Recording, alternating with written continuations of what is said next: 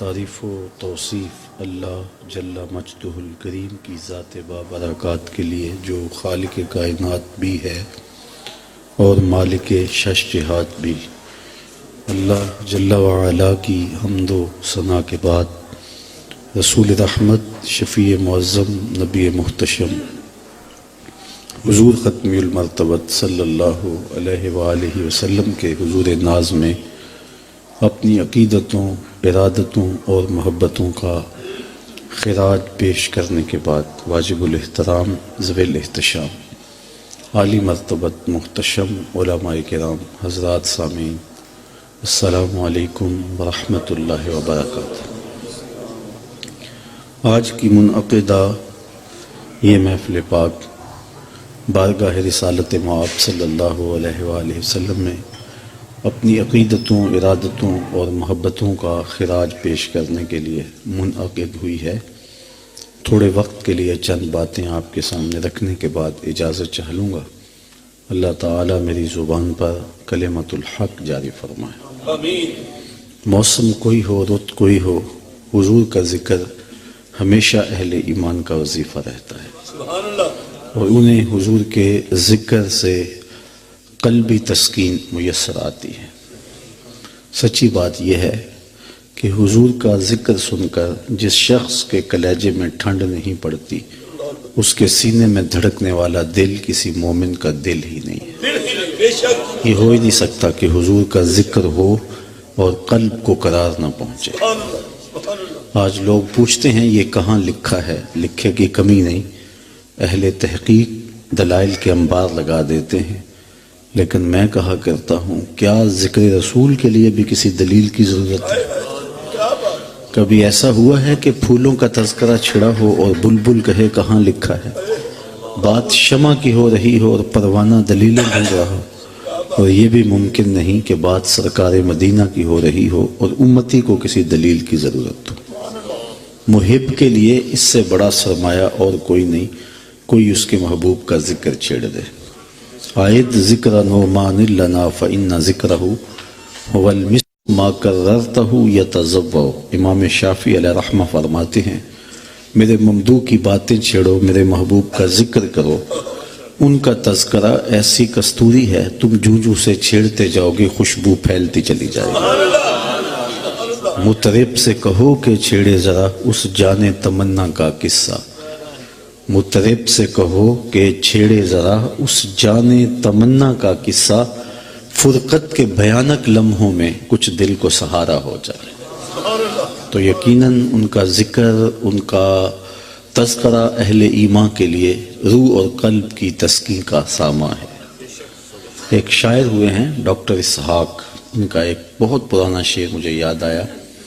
وہ کہتے ہیں تینوں سینے دی میں ٹھنڈ آکھاں، شہد گلاب تے کھنڈ آکھاں۔ تو ان کا نام ہی میٹھا ہے۔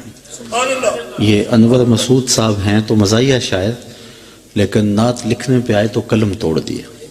ان کا نام لبوں پر آئے میٹھا میٹھا منہ ہو جائے، ان کا نام لبوں پر آئے میٹھا میٹھا منہ ہو جائے، ان کے بول بہاروں جیسے اور اصحاب ستاروں جیسے، ان سا پیارا اور نہ کوئی، ان سے بچھڑ کے لکڑی روئی، جب وہ سیر کو جایا کرتے سر پہ بادل سایا کرتے۔ تو نام اتنا میٹھا ہے، نام اتنا پیارا ہے، ساری زندگی بھی اس نام کا وظیفہ پڑھتے رہے تو اس کی مٹھاس ختم نہ ہو۔ اور حضور کا نام ہی ایسا ہے کہ جس کے اندر تعریف رکھی ہے۔ صحیح بخاری میں ہے کہ قریش مکہ نے آپس میں بات کی کہ تم بھی بڑے عجیب ہو، انہیں محمد صلی اللہ علیہ وسلم بھی کہتے ہو اور عیب بھی لگاتے ہو، جبکہ تم تو اہل زبان ہو، تمہیں تو پتہ ہے کہ محمد کا معنی کیا ہے، اور تم یہ لفظ بھی بولتے ہو اور پھر سب و شتم بھی کرتے ہو۔ ایک کام کرو، یا یہ لفظ کہنا چھوڑ دو یا گالیاں دینا چھوڑ دو۔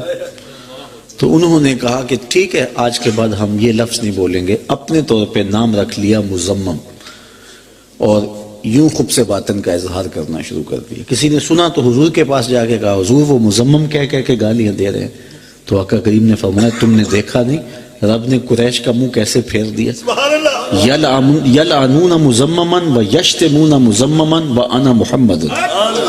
فرمایا وہ کسی مزمم کو گالیاں دیتے ہیں، میرے رب نے تو مجھے محمد بنایا. تو محمد ہوتا ہی وہ ہے جس کی بار بار تعریف کی جائے. الذی یحمد حمدا بعد حمد مرۃ بعد مرۃ کرۃ بعد کرۃ. قلم ٹوٹ جائیں تعریف ختم نہ ہو، کاغذ ختم ہو جائیں تعریف ختم نہ ہو، تعریف کی اپنی تعریف بھی سمٹ جائے. محمد وہ ہوتا ہے جس کی تعریف ختم نہ ہو. تیرے اوصاف کا ایک باب بھی پورا نہ ہوا، زندگیاں ختم ہوئی اور قلم ٹوٹ گئے. تو یہ ہماری ذمہ داری ہے اور یہ ہمارا وظیفہ ہے جو ہم ادا کر رہے ہیں. الصارم المسلول کے اندر ابن تیمیہ نے بھی اس بات کو لکھا ہے کہ حضور علیہ السلام کی مدح کا قیام دین کا قیام ہے. یعنی یہ جو ہم کر رہے ہیں یہ ایسا نہیں ہے کہ ہم کر لیا تو ٹھیک ہے، نہیں کرے تو کوئی بات نہیں ہے. یہ ایک باقاعدہ امت کے ذمہ فریضہ ہے کہ حضور کی مدح کا قیام کریں. اگرچہ حضور اس کے محتاج نہیں ہیں. اللہ تعالیٰ نے اپنے محبوب کی عظمتوں کے جھنڈے کو اونچا رکھنے کا خود وعدہ کیا ہوا ہے. سبحان اللہ. اور آپ دیکھتے نہیں ہیں، میں بھی جب سے ہوش سنبھالی ہے تو میں نے دیکھا ہے ہر اچھی قدر زوال پذیر ہے. بھائی چارے ٹوٹ گئے، مروت ختم ہو گئی ہے، انسانیت کی قدریں گر گئی ہیں.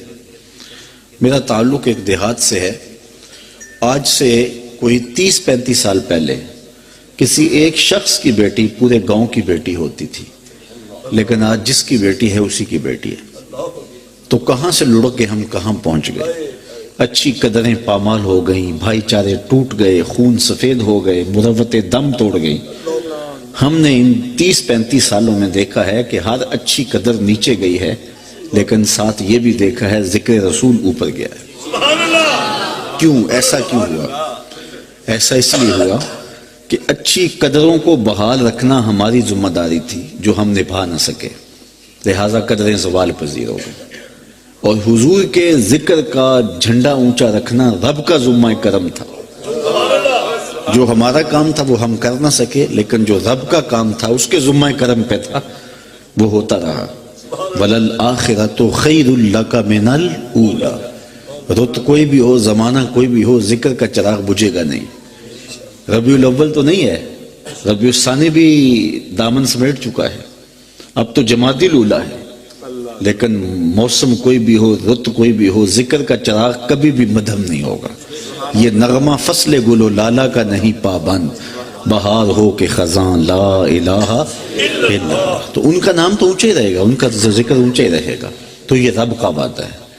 لیکن ہم نے اپنا حصہ ڈالنا ہے حضور کی مدح کا قیام کر کے. ہمارے لیے اپنی سعادت مندی ہے جو ہم حاصل کرتے ہیں. حضرت حسان بن ثابت رضی اللہ تعالیٰ عنہ فرماتے ہیں ما ان مدحت محمدا بمقالتی لیکن مدحت مقالتی بمحمدی. لوگوں میں اپنے شعروں سے ان کی تعریف نہیں کرتا، لیکن جب اپنے شعروں میں ان کا نام رکھ لیتا ہوں میرے شعروں میں حسن پیدا ہو جاتا ہے. یہ ساری کھنڈ اسی نام کی ہے، یہ ساری مٹھاس اور یہ سارا شہد اسی نام کا ہے. تو ہم نے اس نام کا وظیفہ شعار زندگی بنانا ہے اور اس سے ہماری قدر و منزلت میں اضافہ ہوگا. مجلس حضور کی لگی تھی، ہجوم عاشقاں تھا. نابغہ جادی عرب کا بہت بڑا شاعر حاضر خدمت ہو گیا اور عرض کرنے لگا حضور میں آپ کی مدح میں لب کھولنا چاہتا ہوں. حضور نے اجازت مرحمت فرمائی تو انہوں نے وہاں فی البدی حضور کی شان میں ایک شعر پڑھا. ماحول ایسا سجا کہ انہوں نے دوسرا شعر پڑھ دیا، تیسرا شعر پڑھ دیا، 5 شعر کہہ دیے، 10 شعر کہہ دیے، 20 اشعار کہہ دیے، 40 اشعار کہہ دیے، 100 اشعار کہہ دیے، حتیٰ کہ 200 اشعار کہے. حضور خوش ہو گئے اور فرمایا لا یفدد اللہ فاقا، اللہ تیرے منہ کی مہر نہ توڑے. اللہ تیرے منہ کی مہر نہ توڑے. حضرت قرز بن اسامہ کہتے ہیں میں نے 80 سال کی عمر میں نابغہ جادی کو دیکھا ہے کہ ان کے دانت اولوں کی طرح چمکتے تھے، کیونکہ رسول اللہ نے فرمایا کہ اللہ تیرے منہ کی مہر نہ توڑے. یہاں ایک جملہ کہنا چاہتا ہوں کہ جو شخص حضور کی مدح کرے اس کا چہرہ نہیں بگڑتا، اور جو حضور علیہ الصلوۃ والسلام کی عظمتوں کو گھٹانے کے لیے کوشاں رہے اس کی شکل سلامت نہیں رہتی. تو اگر چاہتے ہو کہ مرنے کے بعد بھی چہرہ تازہ رہے تو حسن محمد کے قصیدے پڑھا کرو. تو اللہ کے محبوب نے دعا دی کہ اللہ تیرے منہ کی مہر نہ توڑے، اور 80 سال کی عمر میں بھی اولوں کی طرح ان کے دانت چمکتے دکھائی دیتے تھے. تو یہ میرے اور آپ کی سعادت مندی ہے، اور اس میں ہمیں حصہ دار بننا ہوگا. باقی حضور کا ذکر اونچا ہی اونچا ہے، ہم نہیں کریں گے پھر بھی ہو رہا ہے. مولانا ظفر علی خان نے کہا کہ کیا ہی شان احمدی کا چمن میں ظہور ہے، ہر گل میں ہر شجر میں محمد کا نور ہے. چڑیا بھی ترانے انہی کے نام کی پڑھ رہی ہیں، کوئلے بھی اپنے لہجے میں نعت ان کی گا رہی ہیں، اور پوری کائنات کے لبوں پہ ترانے میرے حضور کے ذکر کے ہیں. تو ہم اس میں اپنی سعادت مندی کے لیے اور اپنی خوش بختی کے لیے، اس کے اضافے کے لیے ہم یہ محافل سجاتے ہیں. اللہ تعالیٰ ان محافل کو اپنی بارگاہ میں مستجاب فرمائے. ان کے سجانے کا مقصد کیا ہے، ان محافل کے منعقد کرنے کے مقاصد کیا ہیں؟ تو میں چونکہ لمبا خطاب کرنے کی عادت بھی نہیں رکھتا ہوں، اور میرے سے قبل بھی سلسلہ جاری رہا اور میرے بعد بھی سلسلہ جو ہے وہ شاید جاری رہے گا، تو میں صرف 3 باتیں ایسی محافل کے انعقاد پر جو ہمارا مقصود ہوتی ہیں آپ کے سامنے عرض کر کے اپنی گفتگو کو سمیٹ لیتا ہوں. ایسی محافل کو منعقد کرنے کے بنیادی مقاصد ہم میں ملحوظ رہنے چاہیے، اور وہ ملحوظ رہیں گے تو ہمیں ایسی محافل کے نتائج بھی نصیب ہوں گے اور اس کی روحانی برکات بھی نصیب ہوں گے. ایسی محافل کے ذریعے سے حضور علیہ السلام کی محبت کو نئی نسل کے اندر منتقل کیا جاتا ہے، اور حضور کی محبت کو نئی نسل میں منتقل کرنے کے زود اثر ذرائع بقول علامہ اقبال 3 ہیں. پہلا ذریعہ کثرت کے ساتھ حضور پہ درود پڑھنا، اور یہ محافل میلاد کا لازمی جز ہوتا ہے. کثرت کے ساتھ حضور پہ درود پڑھو گے تو حضور علیہ السلام کی محبت سینے میں پیدا ہوگی. اور آقا کریم نے یہ بھی ارشاد فرمایا قیامت کے دن میرے سب سے نیڑے وہ ہوگا جو کثرت کے ساتھ میرے اوپر درود پڑھنے والا ہوگا. اس لیے ہم اپنی نئی نسل کو حضور پر کثرت سے درود پڑھنے کی ترغیب دیں، ان کے ہاتھ میں درود کی تسبیح دیں. ہفتوں اشروں میں دیکھیں گے کہ ان کے سینے حب رسول سے سرشار ہوتے دکھائی دیں گے. ویسے بھی آج کے دور میں درود متلاشیان حق کے لیے اکثیر ہے. 72-73 فرقے نوچ رہے ہیں اور ہر شخص اپنی جانب کھینچ رہا ہے. عام آدمی کی سمجھ میں نہیں آتا کہ حق کہاں ہے اور باطل کہاں ہے، اور وہ پریشان ہو جاتا ہے کہ ہر بندے کی زبان پہ تو قرآن کی بولی، ہر شخص کے لبوں پر تو حدیث کی بولی ہے. امام زین العابدین سے کسی نے پوچھا اس زمانے میں، حضرت جب کثرت سے فرقے ہو جائیں گے تو حق کو کیسے پہچانیں گے؟ تو فرمایا جو اہل السنہ ہوں گے وہی اہل حق ہوں گے. تو سائل بڑا سیانا تھا، اس نے ایک سوال اور کر دیا، اگر بہت سارے لوگ اسی ٹائٹل کے ساتھ موجود ہوں تو اس میں اصلی سنی کی پہچان کیا ہوگی؟ تو امام زین العابدین نے جو جواب دیا سنو، فرمانے لگے من علامات اہل سنہ کثرت الصلاۃ علی رسول اللہ. نشانی یہ ہوگی کہ کثرت کے ساتھ حضور پہ درود پڑھنے والے. تو اگر کثرت سے حضور پر درود پڑھنے کا آپ مزاج رکھیں گے تو نتیجے کے اندر جو ہے وہ آپ کے سینے میں حضور کا پیار پیدا ہو جائے گا. ویسے درود کا ایک اور فائدہ بھی ہے، اور وہ یہ ہے کہ درود لہجے میں مٹھاس پیدا کر دیتا ہے، رس پیدا کر دیتا ہے. علامہ اقبال علیہ رحمہ بہت بڑے شاعر ہیں، لیکن اہل نقد غالب کو بڑا شاعر مانتے ہیں. لیکن جو عزت اقبال علیہ رحمہ کو ملی ہے وہ غالب کا مقدر نہیں بن سکتی. کسی نے یہ راز اقبال سے پوچھ لیا کہ تیرے شعروں میں مٹھاس کہاں سے آئی؟ تو اقبال نے جو جواب دیا وہ یہی تھا کہ میں نے 1.25 کروڑ مرتبہ حضور پہ درود پڑھا، ساری کھنڈ نام محمد کیا صلی اللہ علیہ وسلم. میں تنہا کمال سخن کو نہ پہنچا، میرے شعر ہیں اور تاثیر ان کی. تو کہا میں نے کثرت کے ساتھ حضور پہ درود پڑھا ہے، لہٰذا رب نے میرے لہجے میں اثر ڈال دیا ہے، رس ڈال دیا ہے، تاثیر ڈال دی ہے. تو محافل میلاد درود کی کثرت کا ایک ذریعہ ہے. دوسرا مقصد ایسی محافل کے انعقاد کا حضور علیہ السلام کی سیرت کے عنوان کو چھیڑنا ہے، اور یہ حضور کی محبت کو نئی نسل میں منتقل کرنے کا ایک زود اثر ذریعہ ہے، اور ہمیں بہت ضروری ہے کہ نئی نسل کے سینے میں حضور علیہ السلام کی سیرت کا اجالا کریں، اور یہ علماء کی ذمہ داریوں میں سے ہے، مشائخ کی ذمہ داریوں میں سے ہے، لیکن اب اس سے بڑھ کر والدین کی ذمہ داریوں میں سے ہے، اس لیے کہ نہ علماء وہ رہے، نہ مشائخ وہ رہے، اور نعت خوانی کی مجالس بھی وہ ماضی میں جیسے ہوتی تھیں آج وہ نہیں ہیں۔ کسی زمانے میں علماء جب واز کر رہے ہوتے تھے تو لگتا تھا کہ ان کی پشت پہ رسول اللہ کی تائید کا ہاتھ ہے، لیکن ظاہر ہے آج جو ہم نے سنے ہوئے نئی نسل وہ نہیں سن رہی، انہیں پتہ ہے کہ یہ مولوی صاحب کتنے روپوں میں بک ہو کے آئے ہیں اور ان کی قیمت کتنی ہے، ان کا وزن کتنا ہے، تو کیا وہ اثر کریں گے اور کیا وہ اثرات مرتب کریں گے۔ پیر بھی ایسے ہوتے تھے ماضی میں کہ جب ان کے حضور جاتے تھے دل ڈولتا تھا کہ پیروں کی نظر دلوں پہ ہوتی ہے، لیکن اب دل پہ نہیں ہوتی، دل کے اوپر لگی ہوئی جیب پہ ہوتی ہے، نظر پیچھے رہ گئی ہے۔ نعت خواں ہم نے ظہوری علیہ رحمہ کی محافل میں شرکت کی ہے، قاری زبید رسول کو میں نے سنا ہے، آپ نے بھی سنا ہوگا، اشکوں کی برسات ہوا کرتی تھی، لیکن آج وہ ہمیں نعت خواں نہیں ملتے، اب تو عورتوں کے دوپٹے باندھ کے آ جاتے ہیں اور عورتوں کے لباس پہن کے آ جاتے ہیں، برستے نوٹوں میں ان کی لے اور چمکتی ہے۔ تو اب مجھے بتاؤ کہ نئی نسل کہاں سے وہ عشق رسول لے گی؟ نہ پیر رہے، نہ مولوی رہے، نہ نعت خواں رہے۔ ایک اور ذریعہ تھا حب رسول کے حاصل کرنے کا، دادی اماں کا بستر۔ شام کو بچے سمٹ کے دادی اماں کے بستر میں گھس جاتے، امی ہمیں کہانیاں سناؤ۔ دادی اماں اس کہانی میں عشق رسول ڈال دیتی، اس میں اپنی معاشرت ڈالتی، اس میں اخلاقیات ڈالتی، اس میں تصوف ڈالتی، اس میں اپنی خاندانی اچھی روایات ڈالتی، اور ایک مجموعہ بنا کے روزانہ ایک جام بچوں کو پلا کے سوتی۔ آج دادی اماں کا بستر بھی اجڑ گیا، بچے کہاں سے دین لے رہے ہیں؟ سوشل میڈیا سے۔ دین کہاں لے رہے ہیں؟ الیکٹرانک میڈیا سے۔ تو مجھے بتاؤ، نہ مولوی وہ رہا، نہ پیر وہ رہا، نہ نعت خواں وہ رہا، دادی اماں کا بستر بھی اجڑ گیا، تو نئی نسل کہاں سے عشق رسول لے گی؟ تو بڑا مشکل مسئلہ بن گیا۔ دوسری جانب تسلسل سے خاکے تراش کر کے ان کی کوشش بھی ہے کہ ان کے سینے اجاڑ دیے جائیں، تو پھر ماں باپ کی ذمہ داریاں فضول تر ہو گئی نا کہ وہ اپنی اولاد کو وقت دیں اور ان کے سینے میں حضور کا پیار اتاریں۔ اور اس کے لیے علامہ اقبال آج سے ایک صدی قبل بتا گئے ہیں، وہ ان حالات کو اپنی باطنی نظر سے دیکھ رہے تھے۔ انہوں نے کہا کہ نئی نسل کو حضور کا پیار دینے کے لیے انہیں حضور کی سیرت پڑھا دو، اولاد کے بالغ ہونے سے قبل ان کو ساری حضور کی سیرت سکھا دو، پڑھا دو، اور محافل میلاد کے اندر یہ کام کیا جاتا ہے۔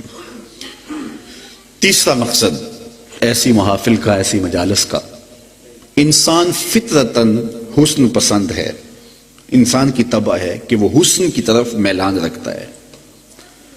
وہ حسن کہیں بھی ہوگا تو انسان کا رجحان قلب ادھر ہو جائے گا، وہ کاکل داراز میں ہو، وہ لب و رخسار میں ہو، وہ قد رانا میں ہو، وہ نرگسی آنکھوں میں ہو، وہ پپیہے کی آواز میں ہو، وہ بلبل کے لہجے میں ہو، وہ تتلی کے پروں میں قدرت کی صنائی ہو، وہ مور کے پروں میں مالک کی مینا کاریاں ہوں، وہ برستی برکھا میں ہو، وہ نچڑتے بادلوں میں ہو، وہ ساون کی رت میں ہو، وہ معصوم بچے کی مسکراہٹ میں ہو، وہ گیت گاتے ہوئے دریاؤں میں ہو، بہتی آبشاروں میں ہو اور جھومتی ندیوں میں ہو، وہ پربتوں پہ اگے ہوئے پہاڑوں کی بے ترتیب کتاروں میں ہو۔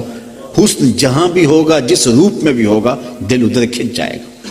تو اقبال کہتا ہے جب یہ طے ہے کہ انسان فطرتاً حسن کی جانب مائل ہوتا ہے تو پھر آؤ نہ اسے وہاں لے چلیں جہاں حسن بھی پانی بھرتا ہے اور جہاں عشق بھی غلامی کرتا ہے، اس دہلیز پہ لے چلیں، اس چوکھٹ پہ لے چلیں۔ تو حضور کے حسن کا تذکرہ اپنی نسل کو اگر سنائیں گے تو ان کے سینے میں حضور کا پیار پیدا ہوگا۔ اس عنوان کے ساتھ صرف ایک روایت اور میری گفتگو اپنے اختتام کو۔ حضرت ابو طفیل صحابہ میں سب سے آخر میں وصال کرتے ہیں، 110 ہجری میں آپ کا وصال ہوا ہے اور حضور کا وصال ہوا ہے 11 ہجری کے اوائل میں، تو گویا حضور کے وصال کے تقریباً 99 سال بعد بھی وہ باقاعدہ حیات رہے ہیں۔ 100 سال کے قریب حضور کی وصال کے بعد بھی وہ زندہ رہے۔ حج کا موسم تھا، لوگوں کا ہجوم تھا، یہ ایک اونچے ٹیلے پہ چڑھ گئے اور لوگوں سے مخاطبہ کرتے ہوئے کہا، لوگوں اس وقت روئے زمین پہ میرے علاوہ کوئی نہیں جس نے حضور کو دیکھا ہو۔ آؤ مجھ سے حضور کی باتیں سنو. کتنا ناز تھا. اقبال نے کسی زمانے میں کہا تھا کہ نسیم تشنا ہی نہیں اقبال کچھ اس پہ نازاں، فخر ہم کو بھی ہے شاگردی داغ سخنداں کا. جس نے داغ دہلوی کو دیکھا وہ تو فخر کرے، اور جس نے اقبال کو دیکھا، میرے استاد تھے وہ بڑے فخر سے بات کرتے تھے کہ میں نے اقبال کی مجلسوں میں بیٹھ کے دیکھا ہے. تو جس نے مولانا ظفر علی خان کو دیکھا، جس نے اقبال کو دیکھا، جس نے داغ دہلوی کو دیکھا، جس نے استاد ابراہیم ذوق کو دیکھا، وہ تو ناز کرے. اور جس کی آنکھوں نے جمال محمد عربی دیکھا تو وہ اپنے مقدر پہ ناز کیوں نہ کرے. حضرت ابو طفیل نے ناز سے کہا لوگوں اس وقت روئے زمین پہ میرے علاوہ کوئی نہیں جس نے حضور کو دیکھا، آؤ مجھ سے حضور کی باتیں سنو. اچھا لوگ ہجوم کر کے آ گئے، محبتوں کا جھمگھٹا لگ گیا. حضرت ابو طفیل تابعین کے مجمع میں گھر گئے. انہوں نے کیا پوچھا؟ حج کے مسائل بتائیے. نہیں، بلکہ کہا صف لنا رسول اللہ صلی اللہ علیہ وسلم. تم نے حضور کو دیکھا ہے، بتاؤ زلفیں کیسی تھیں، آنکھیں کیسی تھیں، آنکھوں میں مازاق کے کجلے کیسے تھے، حضور کا حلیہ ہم سے بیان کیجئے. تو حضرت ابو طفیل نے صرف 3 لفظوں میں حضور کا حلیہ بیان کیا. سنو اور ٹھنڈ پڑے گی تمہیں. حضرت ابو طفیل کہتے ہیں کان رسول اللہ صلی اللہ علیہ وسلم ابیض ملیحا مقصدا. ایک تو چٹے رنگ کے تھے، ایک تو حضور کا رنگ سفید تھا، دوسرا حضور کا حسن نمکین تھا، اور تیسرا حضور کا حسن متوازن تھا، ہر عضو میں توازن تھا. ابل الذراعین والسعدین والزندین. حضور کے ہاتھ، کلائیاں، بازو برابر، سوا الصدر والبطن، پیٹ اور سینہ برابر. کان رسول اللہ لیس بالطویل الممغط ولا بالقصیر المتردد. حضور کا قد لمبا بھی نہیں تھا، حضور پست قامت بھی نہیں تھے، درمیانی قد و قامت، حسن اعتدال. اچھا حضور لمبے قد کے تو نہیں تھے، اور بڑے بڑے لمبے قد کے صحابی موجود تھے. حضرت عباس تھے، حضرت عمر رضی اللہ تعالی عنہما اور دیگر صحاب بڑے لمبے قد کے موجود تھے، اور حضور کا قد لمبا نہیں تھا، درمیانی قد و قامت تھی. لیکن یہ شان تھی اذا جامع الناس غمرهم. جب حضور تشریف لاتے نہ چھا جاتے، حضور کے کندھے لوگوں کے سروں سے اونچے دکھائی دیتے. یہ اللہ نے اپنے محبوب کو شان دی تھی، اپنے محبوب کو عزت دی تھی. تو کہا توازن تھا، رنگ سفید تھا، حسن نمکین تھا. اللہ اکبر. تو یہ 3 لفظ تو یاد کیے جا سکتے ہیں نا. کان رسول اللہ صلی اللہ علیہ وسلم ابیض ملیحا مقصدا. اور اگر 3 لفظ یاد نہیں ہو پاتے تو چلو گولڑے کے تاجدار نے سوکھا کر دیا کام. مکھ چند بدر شاہ شانی، متھے چمک دی لاٹ نورانی، کالی زلف تے اکھ مستانی، مخمور رکھی ہند مد بھریاں. تو یہ حضور کا حلیہ ہے. جب نئی نسل کے سینے میں حضور کا پیار ڈالنا چاہو گے تو پھر نئی نسل کو حضور علیہ السلام کا حلیہ بیان کرنا ہوگا. اور یہ تینوں چیزیں محفل میلاد میں ہوتی ہیں. حضور علیہ السلام کے حسن کا ذکر بھی ہوتا ہے، حضور کی سیرت کے عنوانات بھی ہوتے ہیں، اور کثرت سے درود و سلام بھی ہوتا ہے. میرا خیال ہے کہ محفل میلاد امت کو کھڑا کرنے کے لیے ایک بہت بڑی دولت ہے، چونکہ امت کو کھڑا اسی نام پہ کیا جا سکتا ہے. علامہ اقبال کے سارے فلسفے کا اگر جوس پینا چاہتے ہو تو وہ یہ ہے کہ محمد سے وفا تو نے تو ہم تیرے ہیں، یہ جہاں چیز ہے کیا لوح و قلم تیرے. تو اسی نام پہ دہر میں اسم محمد سے ہی اجالا ہوگا، اس کے علاوہ کوئی اور راستہ نہیں ہے. تو محافل میلاد کے ذریعے سے ایک انقلاب برپا کیا جا سکتا ہے، پوری امت کو کھڑا کیا جا سکتا ہے، اور اس نام پہ اتفاق ہے امت کا. بدقسمتی یہ محافل ہتھے چڑھ گئیں پیشہ ور لوگوں کے. مولوی پیشہ ور، نعت خواں بھی پیشہ ور، یہ پیر جو صدارت کر رہا ہوتا ہے وہ بھی پیشہ ور، اور اسی طرح نقیب بھی پیشہ ور، اور کروانے والے بھی عموماً پیشہ ور ہی ہوتے ہیں، جس کے حاصل میں وہ مقاصد جو محافل کے ہوتے ہیں وہ حاصل نہیں ہو پاتے. تو ہمیں خاص طور پہ یہ توجہ کرنی ہوگی. اپنے بھی خفا مجھ سے ہیں بیگانے بھی ناخوش، کہ میں زہر حلاحل کو کبھی کہہ نہ سکا کند، بات وہی کہتا ہوں سمجھتا ہوں جسے حق، نئے ابلۂ مسجد ہوں نئے تہذیب کا فرزند. تو ان محافل کو ہم نے مرتب کرنا ہے، منظم کرنا ہے، اور اس سے امت کو کھڑا کرنے کا کام لینا ہے. یہ ہم سے قیامت کے دن نہیں پوچھا جانا کہ آپ نے 10,000 کا مجمع کیوں اکٹھا نہیں کیا. یہ ہم سے کوئی سوال نہیں ہوگا قیامت کے دن. بس ہمارا کام ہے کہ سر نہ جوڑیں دل جوڑیں. اور جب دل جڑتے چلے جائیں گے تو اقبال کہتا ہے آ ملیں گے سینہ چاکانے چمن سے سینہ چاک، اور بزم گل کی ہم نفس باد صبا ہو جائے گی، پھر شبنم افشانی پیدا کرے گی میری سوز و ساز، اس چمن کی ہر کلی درداش نہ ہو جائے گی، آسمان سحر کے نور سے ہوگا آئینہ پوش، اور ظلمت رات کی سیما پا ہو جائے گی، شب گریزاں ہوگی آخر جلوہ خورشید سے، یہ چمن معمور ہوگا نغمہ توحید سے۔ تو محافل میلاد تو نئی نسل کو حضور کی دہلیز پہ لانے کا ایک مؤثر ترین ذریعہ ہے۔ اس کو ہم منظم کریں، علماء بھی بیٹھے ہیں، آپ لوگ بھی بیٹھے ہیں، تھوڑا سا ہمیں سٹینڈ لینا ہوگا، کچھ ہم کو کھڑا ہونا پڑے گا، اور اپنی محافل اپنی مجالس کو پیشہ وروں سے باہر صورت بچانا ہوگا۔ تھوڑے سائز پہ کر لیں، چھوٹے سائز پہ کر لیں، لیکن منظم کریں، مربوط کریں، وقت پہ شروع کریں اور وقت پہ ختم کریں۔ وہ مستحب اور وہ نفلی عبادت جو فرض کے ضیاع کا ذریعہ بنے تو وہ عبادت نہیں رہتی۔ اگر آپ ساری رات محفل نعت کرتے ہیں اور فجر کی نماز ضائع ہو جاتی ہے تو یہ ذریعہ بن گیا۔ تو یہ اعلیٰ حضرت کا فتویٰ جو آپ کے سامنے میں رکھ رہا ہے، اس لیے ہم وقت پہ شروع کریں، وقت پہ ختم کریں۔ لوگوں نے صبح کام پہ بھی جانا ہے، پکے نمازیوں نے تہجد کے وقت بھی اٹھنا ہے، نماز بھی پڑھنی ہے، تو ان کی کہیں نمازیں ضائع نہ ہو جائیں۔ یہ سب کچھ اس لیے ہے کہ جو نماز نہیں پڑھتے ان کو دہلیز دی جائے رسول اللہ کی، اور پھر مصلی بچھا کے نماز پڑھنے لگ جائے۔ اور جو پڑھتے تھے اگر ان کی بھی رہ گئی تو ہمیں ہماری طبیعت پہ بوجھ ہونا چاہیے کہ ہم نے محفل کروائی اور پکے نمازیوں کی بھی نماز رہ گئی، تو یہ ہماری طبیعت پہ بوجھ ہونا چاہیے۔ تو ہم اس انداز سے ان کو مرتب کریں، منظم کریں، ان کو ترتیب دیں کہ یہ تقویت دین کا سبب و ذریعہ بنے، عبادت میں اضافے کا سبب و ذریعہ بنے، ذوق و وجدان میں اضافے کا سبب و ذریعہ بنے، اور اس سے جو ہے وہ سینوں کے اندر حب رسول کی دولت بیدار پیدا ہو اور حضور علیہ السلام کا پیار پیدا ہو۔ اور یہ کام ہم نے کرنا ہے۔ اس وقت ہم نعرے لگا دینے سے عہدہ برا نہیں ہوتے ہیں، پوری دنیا اکٹھی ہو کر تمہارے پیغمبر کی توہین کرتی ہے، اور ہم ابھی تک جو ہے وہ اپنے نظم کو سیدھا نہیں کر سکتے ہیں اور اپنا طریقہ انداز نہیں بدل سکتے ہیں۔ تو ہم نے پورے انہماک کے ساتھ، پوری توجہ کے ساتھ اور مربوط اور منظم ہو کر کے عالم کفر کی سازشوں کا جواب دینا ہے، اور ان میں سے چونکہ اس سازش کا مقصد سینے حب رسول سے خالی کرنے ہیں، اور ہم نے سینوں کے اندر حب رسول کا چراغ روشن کرنا ہے، تو اس کے لیے یقیناً ہمیں محنت کرنی پڑے گی، کوشش کرنی پڑے گی، اور اس کے لیے ظاہر ملامتیں بھی سہنی پڑے گی، تو کوئی بات نہیں ہے۔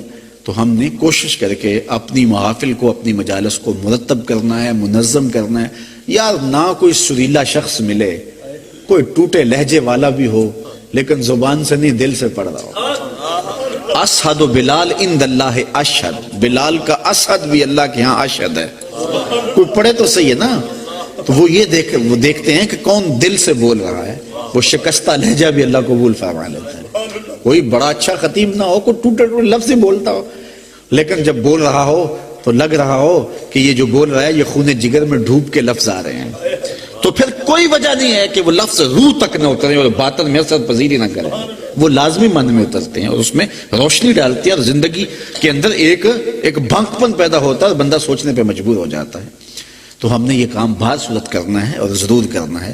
اس کو اپنی نمائش کا ذریعہ نہیں بنائیں گے، اس کو دیگر مقاصد اور حصول زر کا ذریعہ نہیں بنائیں گے، ان محافل کو خالص اللہ کی عبادت کے لیے۔ بلکہ علماء نے تو یہ بھی لکھا ہے کہ یہ جو کیلنڈر وغیرہ چھاپتے ہیں آپ، تو اس میں درود شریف بھی لکھتے ہیں، تو نیچے آپ اپنی جو ہے وہ جو بھی پروڈکٹ ہے اس کی تشہیر بھی کر دیتے ہیں، تو یہ جائز نہیں ہے، اس لیے کہ آپ نے تشہیر کے لیے درود کو ذریعہ بنایا۔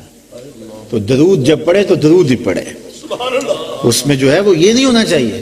تو ہم اپنی محافل کو، اپنی مجالس کو اس انداز سے مرتب کریں، کسی طور پہ بھی ہمارا نفس ان کے اندر شامل نہ ہونے پائے۔ تو جب یہ کریں گے تو پھر دیکھنا، میرے حضور کا ایک، میرے شیخ کامل کا ایک ہی شعر ہے اس پر، تو آپ کہیں گے کہ وہ کوزے میں دریا بند کرنے والی بات ہے۔ یاری لا تو پاک نبی سنگ اے پر پوری یاری، یاری لا تو پاک نبی سنگ اے پر پوری یاری، پھر درود قبول ہے تیرا لکھ نالوں ایک باری۔ پھر کوئی ضرورت نہیں کہ تو لاکھ مرتبہ پڑھے، ایک بار بھی کافی ہے۔ چو بنام مصطفیٰ خانم درود از خجالت آب می گردد وجود عشق می گوید کہ محکوم غیر سینہ تو از بتا مانند دیر تا نداری از محمد رنگ و بو بر زبان خود میالہ نام ہو۔ اقبال کہتا ہے پہلے آنا اس رنگ کے اندر تو پھر دیکھ کے اس کا چسکا کیا آتا ہے، اس کی لذت کیا نصیب ہوتی ہے۔ تو اللہ تعالیٰ کی بارگاہ میں دعا ہے، بصمیم قلب دعا ہے کہ آج کی اس محفل پاک کو اپنی بارگاہ میں اللہ تعالیٰ مستجاب فرمائے۔ میں نے جو چند باتیں، جو ٹوٹی پھوٹی باتیں آپ کے سامنے رکھی، ان میں کہیں خلوص کی کوئی رمق موجود ہے تو مالک اس کو روحوں میں اتار دے اور باطن میں اتار دے، اور زندگی کی ایک ایک سانس ہمیں حضور کے نام لگانے کی توفیق عطا فرمائے۔ یہ تھوڑا سا وقفہ زندگی کا اللہ تعالیٰ نے جو ہمیں دیا ہے، کتنے زندگی ہم کاٹ چکے ہیں، باقی نہ جانے کتنی سانسیں ہیں، تو یہ جو چند سانسیں اللہ کی امانت ہمارے پاس ہیں، ان کو حضور کے نام لگا دیں اور اٹھیں اور حضور کے لیے بیٹھیں تو حضور کے لیے کی محمد سے وفا تو نے تو ہم تیرے ہیں، یہ جہاں چیز ہے کیا لوح و قلم تیرے ہیں، وآخر دعوانا